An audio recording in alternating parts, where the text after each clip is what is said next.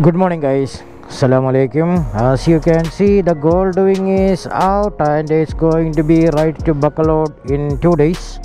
So before that, I want to show you something. As you've seen in my unboxing of something before, that is none other than the Viofo dashcam. As you can see here, I put one camera here and the unit is here inside the seat.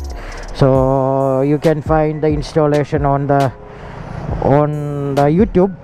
Siyempre installation is konting mahaba ito because the gold wing is mahirap na mga pasok na mga yung wiring yan. So ito isa dito. So dalawa, nalagay ako ng dalawang camera, front and rear. Grabe yung quality na ito. So while I am riding, you can see how is the quality and how this, how wide is this. And there are so many options dito sa camera.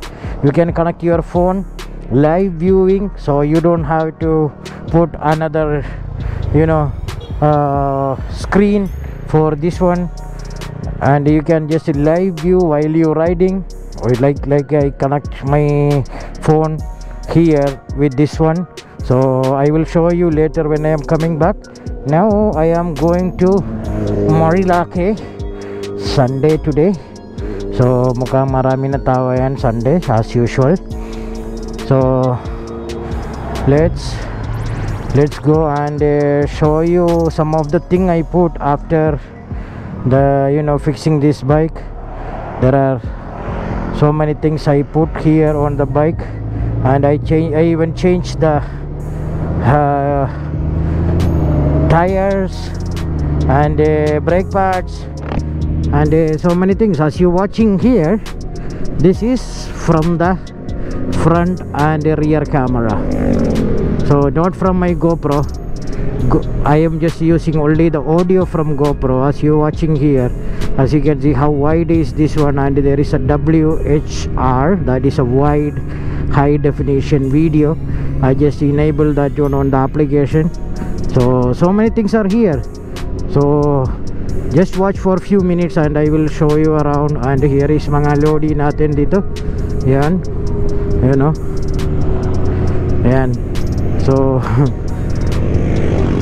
let's go and do some breakfast while I am riding.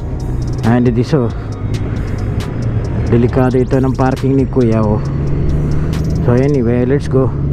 So here, as you watching, front and rear is from the dashcam. Diba quality parang GoPro. That is a 1080p 30 frames per second. So mostly my videos from GoPro also I use only 30 frames, because when you use the 60 frames, it's like blurred someplace when you're riding a motorcycle or you're doing some actions. Mas maganda 30 frames. So that is maganda yung quality niya. So we are going to, anyway, I'm solo ride. Actually the Walter should come and he is late, so when somebody is late, I don't wait. I ask him to come 6 o'clock, I waited for 7 o'clock, wala pa. So solo ride lang tayo dito ngayon. So as you watching here is from the dashcam. Maganda talaga yung dashcam. You can put 256 GB on the unit, and the unit comes with a 5-wire only, and the connector is very nice connector. It's a metal connector, not normal connector. It will be sira in few months, but this one very good quality. They really did a good quality wiring, good quality camera and all the stuff. So I will show you later, because I am going to change my front camera position in the top, because I put on the place where I can feel that it's touching my mudguard. It's when the bike is bouncing. So I am going to change that also later. Then I will show you how the unit look like and all the stuff. So now we will just do the chill ride. Watch mo na lang yung video front and rear, so you will see how the quality is. So there are so many things I want to speak about, so when I am coming back I will talk more about this camera and the other things I put here. As you can see here, some of the thing I put. This is a charging, right now is charging, is a wireless charger, and I used before one of the charger you see before in my video that I was keeping my phone here on this place. That is little bit bulky and it's not charging properly. Pero ito nilagay ko na yung bago from cord lock. So let's talk about cord lock also later. So see you in a while, guys.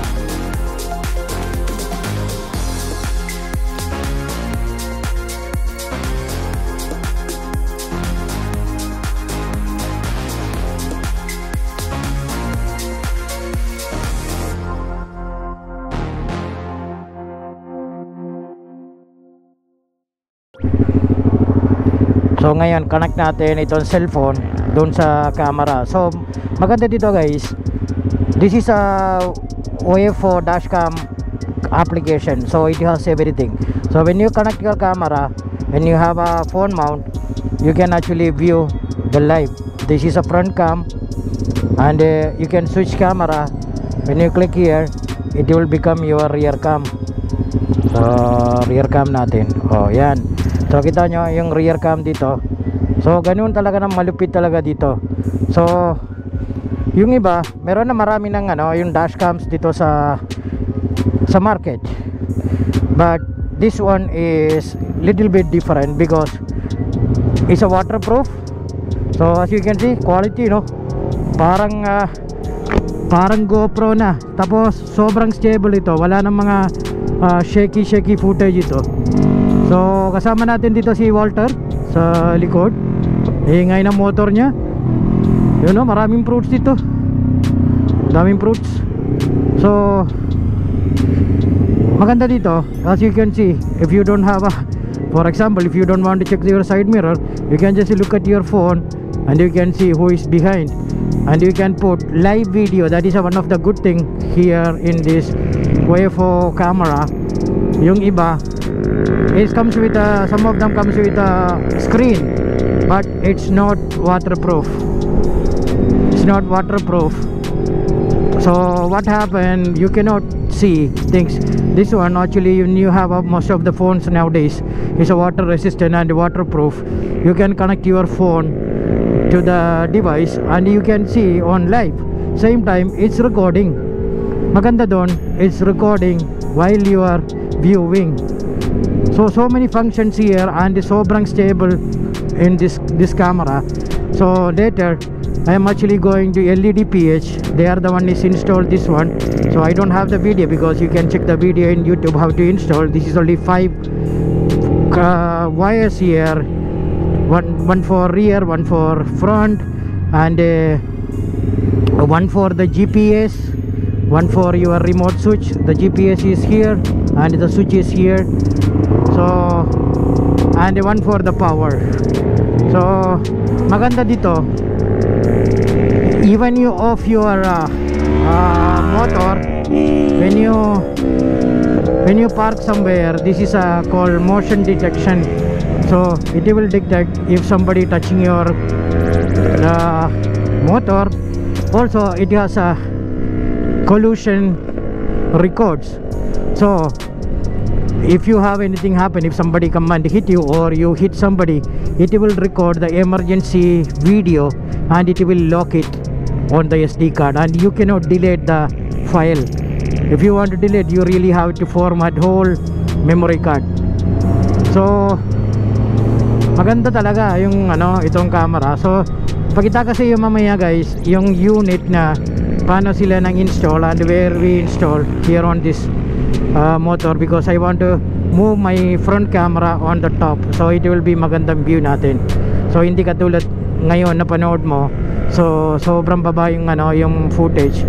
So later I will change, so in the future you can see my videos on front and rear. It will be different angle. So I will see you on LEDPH. Malupit talaga sila, sobrang magaling ng mga electricians doon. They know actually what they are doing.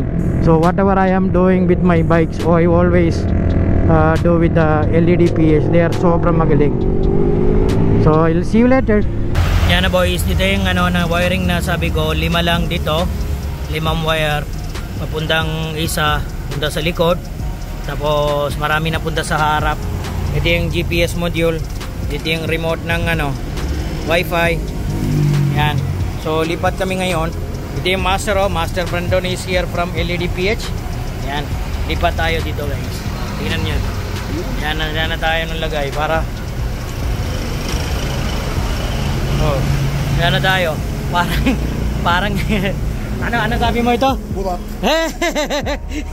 Parang burat ng batang mataas. Yan. Ito tayo lagay para hindi na tama doon sa di ba Brandon? Mahirap tayo dito. Wala tayo ng mga puntahan dito eh. Wala nang butas dito. Yung wiring, baklasin pa siguro. Oo, baklasin yan. So dito na lang tayo lagay para maganda. Nakita natin. So yan, may dashcam na tayo.